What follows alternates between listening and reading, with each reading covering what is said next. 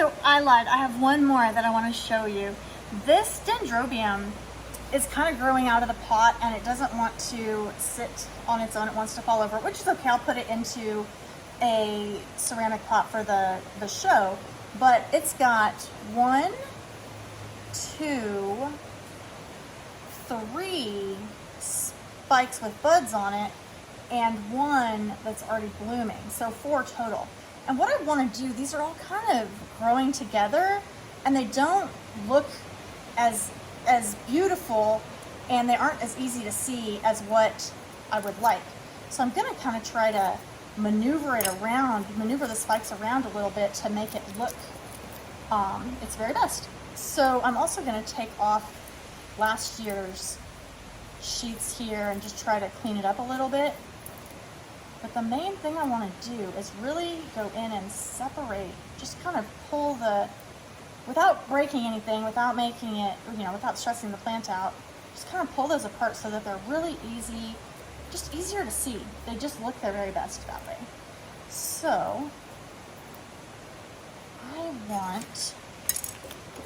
think I want these stakes for this. I think they're about the right height, which is nice. So I'm going to put one right in here, I think, if I can make it go down in there.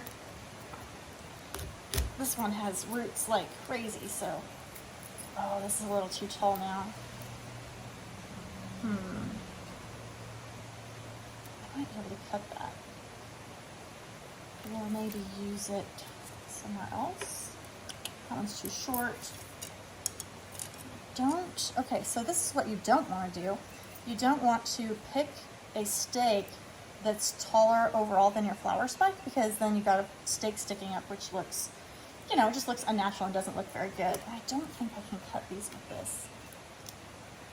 Maybe I can, actually. Ooh, this is probably dangerous. Okay, I actually did cut it, which worked out okay. It doesn't look the best, but it's not bad. Okay, so now I've got that stake shorter than the flower spike, and this is probably a great candidate for one of those clips. So I'm going to clip it onto the stake first, and then I'm going to attach it this way. And that actually looks pretty good, and it's pulled it just a little bit this direction. And now, gosh, I don't know that I'm even going to try very hard to stake that one. That's new growth, and this one probably won't still be blooming 3 weeks from now, so I might just want to push it out of the way a little bit. I don't know what I want to do with that just yet. But this one for sure will be blooming in 3 weeks. And this one will be too. So, let's see. I think it's going to look best if I kind of pull it to this side just a little bit so you can really see both of those flower spikes. So I'm going to try to do that. And this one is almost short enough to do the thing. Ooh, it doesn't want to stand up. I should have brought a ceramic pot over to let it sit in. So this is called, I think it's called Dendrobium Love Memory Fizz, which I always think is such a funny name. Such a silly name for an orchid. Oh gosh, that tag doesn't want to go back in there very well. There's so many roots in there. Okay, so I'm going to just try to push that one to the side just a teeny bit. Well, you can probably still hear it raining, and I just got a notification that we have a flood watch now, which I guess isn't surprising. I am going to cut just a little bit of this one off as well. Oh, I just broke my clippers trying to do that. Oopsies.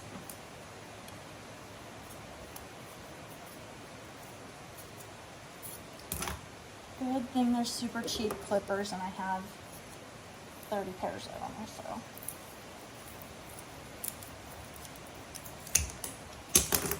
Oh. Okay. be about the right height now. And I want to bring it to this side a little bit, so I'm going to push the stake all the way to the outside here, if I can, gosh, if I can get in between the roots to do it. This pot is so full of roots here, it's crazy. Okay, I got it.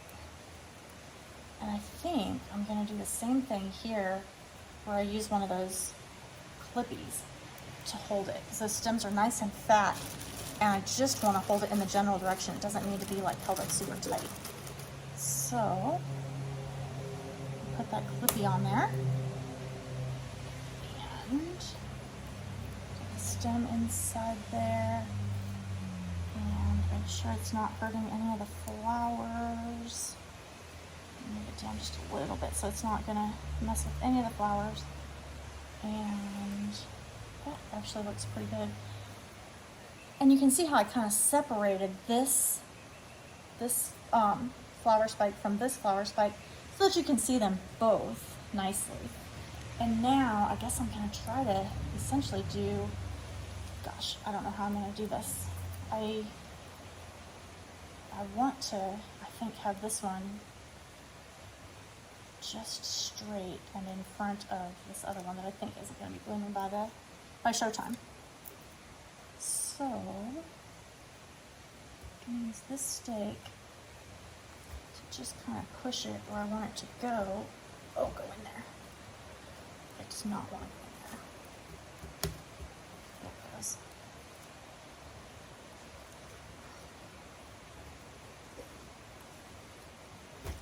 And always try to make sure that you've got the proper tags on your orchids too for a show, so that they can be identified and they can easily